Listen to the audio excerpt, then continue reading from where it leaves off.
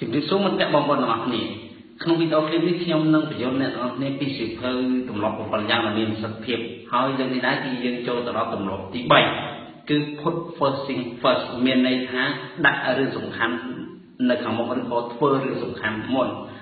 យើងជាច្រើនភាគច្រើនដែលនាំឲ្យយើងបរាជ័យឬក៏ធ្វើកិច្ចការមិនសម្រេចដោយសារតែយើងអត់មានទម្លាប់ដាក់រឿងសំខាន់មុនយើងអត់ដែលបានសិក្សារឿងណាសំខាន់ឬណាមិនសំខាន់ទេអញ្ចឹងទៅក៏ធ្វើឲ្យយើងធ្វើគេហៅថាចិត្តតែបាត់បែកអញ្ចឹងវាអត់សូវបានផលច្រើនអ្នកទាំងអស់គ្នាឆ្ងល់ទៅពេលវេលាមួយថ្ងៃមាន24ម៉ោងដូចជាមួយខែមាន30 31ថ្ងៃ28 29ថ្ងៃដូចនេះហើយដើម្បីអ្នកខ្លះគាត់ជោគជ័យក្នុងជីវិតនេះគាត់រៀនក៏បកកែរស់ស៊ីក៏មានបានជាងសុខភាពក៏ល្អជាងគ្រួសារគាត់ក៏ល្អក៏រស់នៅមានសេរីសុខជាងភាសាគាត់មានទម្លាប់នឹងមួយល្អ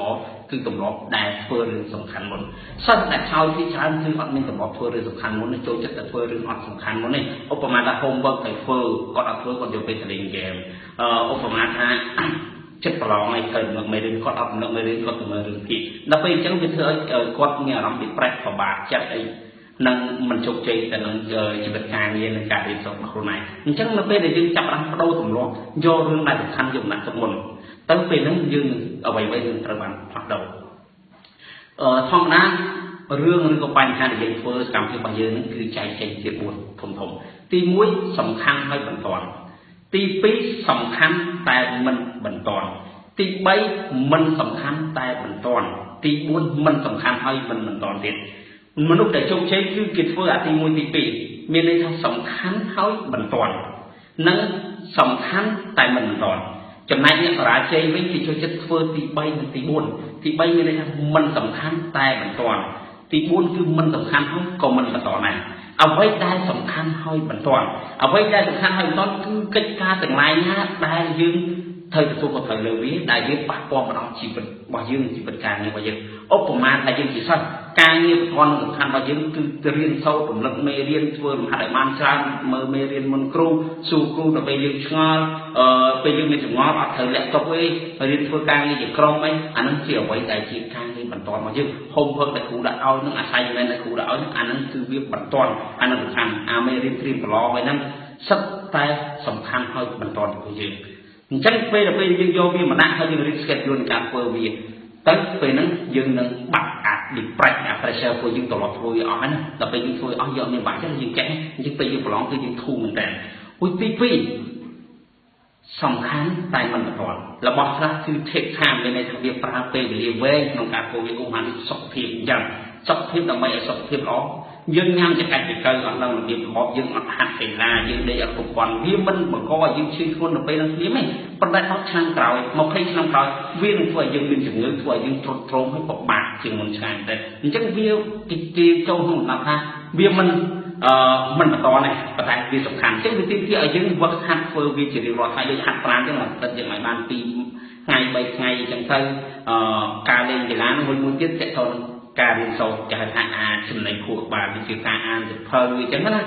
ការអានសៀវភៅការធ្វើសមាធិកាយនេះអានោះវាមិនបន្តទេតែវាសំខាន់ចំពោះជីវិតយើងដូចយើងអានសៀវភៅអញ្ចឹងវាធ្វើឲ្យខួរក្បាលរបស់យើងដើរបានល្អវាធ្វើឲ្យយើងគិតពិចារណាបានច្រើនយើងកើនគំនិតនិងចំណេះដឹងបានច្រើនព្រោះសៀវភៅមិនអាចអានថ្ងៃហ្នឹងចេះថ្ងៃហ្នឹងទេអាចមួយទឹកមួយខែមួយឆ្នាំ2ឆ្នាំក្រោយបានយើងចាប់បានបែកចំណិតហើយយើងអាចប្រើទៅយ៉ាងណាពួកយើងសង្កេតមើលថាលិនខលអាប់រ៉ាហាំមុនគាត់ខ្លាយជាជនជាតិអាមេរិកតើគាត់អានទៅប្រមាណគាត់ឆ្លងកាត់ការអាននឹងប្រមាណហើយទៅលោកអុកមែននីណូដែលជាអ្នកនិពន្ធសៀវភៅល្បីល្បាញ The Great Self-Maneuver តើគាត់ចំណាយពេលប្រមាណក្នុងការអានសៀវភៅរបស់គាត់នឹងពេលអ្នកល្បីជោគជ័យមួយចំនួនទៅតើគាត់ចំណាយពេលប្រមាណក្នុងការអញ្ចឹងមានន័យថាអ្វីដែលត្រូវធ្វើនោះគឺវាសំខាន់ថាវាអត់ទាន់ទេអញ្ចឹងយើងត្រូវធ្វើអាសំខាន់បន្តនឹងសំខាន់មិនបន្តមុនរឿងមិនសំខាន់រឿងមិនសំខាន់បន្តឧមាដូចជា email អីចឹងតែ email ពួកម៉ាបួអើយបួធ្វើអីអាហ្នឹងឬក៏លេខ Facebook អីចឹងវាអត់សំខាន់ទេវាបើសិនយើងអត់ធ្វើវាអត់ប្រកបជីវិតទេប៉ុន្តែវាបន្តតែយើងចង់ធ្វើដូច call ទៅមិត្តភក្តិលេងនិយាយណានិយាយពីលេងអញ្ចឹងឃើញអាហ្នឹងអញ្ចឹងបាទឧបមាដូចអាមួយទៀតមិនសំខាន់មិនបន្តទៀតយើងមិនធ្វើក៏អត់អីដែរតែកិច្ចការខ្លះឧបមាទៅជួបជុំមិត្តភក្តិផឹកស៊ីណាអញ្ចឹងណាអាហ្នឹងយើងមិនវាអត់បញ្ហាចំពោះយើងប្រហែលនេះព្រោះការស៊ី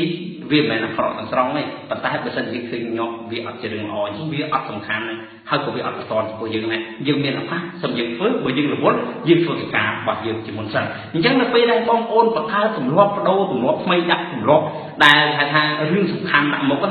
បន្ទាន់និងមិនបន្ទាន់តែគឺសំខាន់រឿងសំខាន់បន្ទាន់គឺធ្វើមុនបន្ទាប់មករឿងដែលមិនដែលសំខាន់ដែរតែមិនទាន់ជាដាក់ក្រោយមួយទៀតគឺយើងបង្កើតទម្លាប់មួយគេហៅថា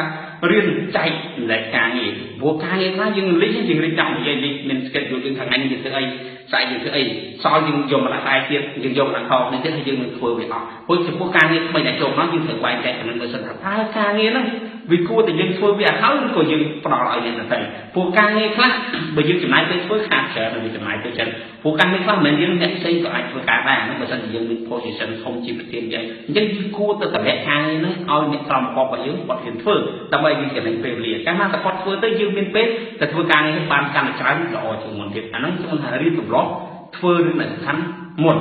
រឿងដែលមិនសំខាន់ទុកតាមក្រោយអញ្ចឹងខ្ញុំសង្ឃឹមថាការវិនិយោគរបស់ខ្ញុំប៉ុណ្ណេះអាចជួយរំលឹកដាក់ទៅបងប្អូនឲ្យគិតពិចារណាឡើងវិញនិងបង្កើតទម្លាប់ល្អ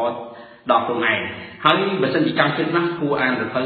The 7 Habits of Highly Effective People នឹងម្ដងទៀតទៅខ្លួនឯងនឹងកាន់វាច្បាស់ហើយបើមិនចឹងសូមតាមដានវីដេអូคลิปបន្តទៀតខ្ញុំនឹងបញ្ចេញម្ដងคลิปក្នុងคลิปតាក់នឹងប្លុកមួយហើយព្យាយាមបញ្យល់ទៅតាមអ្វីដែលខ្ញុំអាចយល់បានហើយនឹងសង្ខេបចំណុចណាដែលសំខាន់ហើយងាយនឹងយល់បាទសូមអរគុណសូមជម្រាបលា